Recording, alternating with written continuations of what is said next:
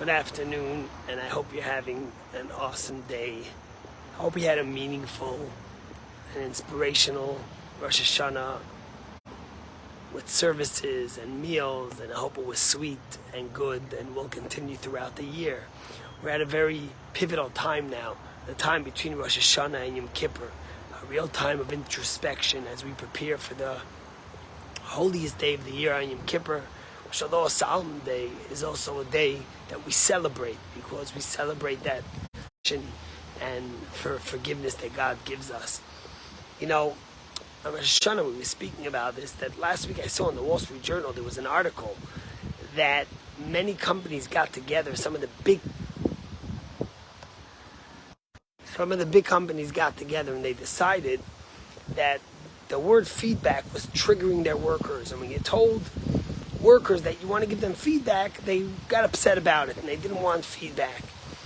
So they came up with this idea that instead of using feedback and triggering people, and they said it triggers them in their brain and their heartbeat, they were going to start using the word feed forward, because ultimately that's a better way of getting to people and explaining to them what they should be or should not be doing. And Microsoft took it even a step further, and they said that the word review is also triggering to people. And they started using the word connect. So instead of reviewing, we're going to connect. Look, I don't want to get into this idea that everything triggers everybody today, and I don't know where you stand on this, but I thought it was really a perfect timing for Rosh Hashanah and Yom Kippur, because ultimately we're all preparing for Yom Kippur. And yes, we have to look at how we were last year, and we have to do a feedback. There's no question. We have to do a review of last year. But ultimately, what is Rosh Hashanah and Yom Kippur? It's not about the feedback. It's about the feed forward. How are you going to be next year? Because ultimately, you could do the greatest feedback, but if it doesn't impact how you're going to be in the year ahead, it's worth nothing. And when you come to Rosh Hashanah and Yom Kippur, what you really want to do is you want to feed forward. You want to make a resolution. You want to become a better human being. You want to be kinder. You want to have a greater impact on the world. And the same is true with reviews.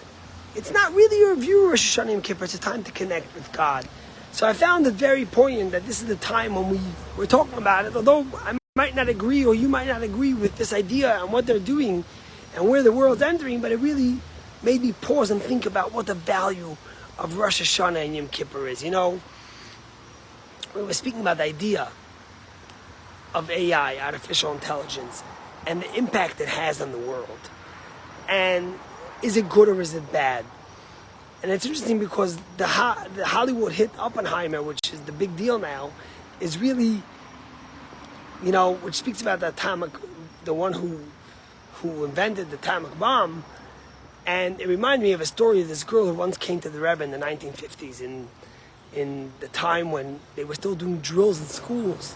What do you do with a nuclear bomb, etc., etc., if it would bomb, heaven forbid, and it was just after World War II. And this girl came to visit the Lubavitcher Rebbe with her parents, and she asked the Lubavitcher Rebbe, she says, tell me, is nuclear, atomic energy, is it good or bad? And the Rebbe looked and says, the kitchen in your house, do you have a knife? She says, yes. And the Rebbe says, the knife good or the knife is bad? And she looks at the Rebbe and says, well, it depends what you use it for. And the Rebbe smiled at the story and said, aha. Same thing is true with every invention in the world. And the same thing is true with AI and everything else. And my kids alerted me to this guy who's obviously very famous on YouTube, who's I think he's Mr.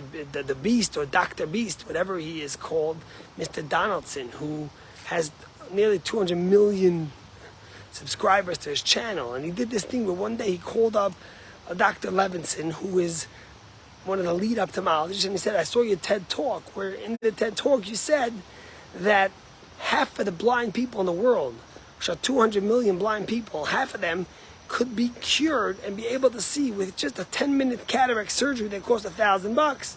But the problem is that most of these people are in poor countries where it's not available, or they don't have the money. And he said, I want to take 1,000 people in 2 weeks and give them this gift of life. And on the video you see, which was watched nearly 200 million times, how 1,000 people begin to see for the first time. and the gifts he gave them. One guy, he gave a Tesla because he never was able to drive. Another guy gave $50,000 to be able to pay for school.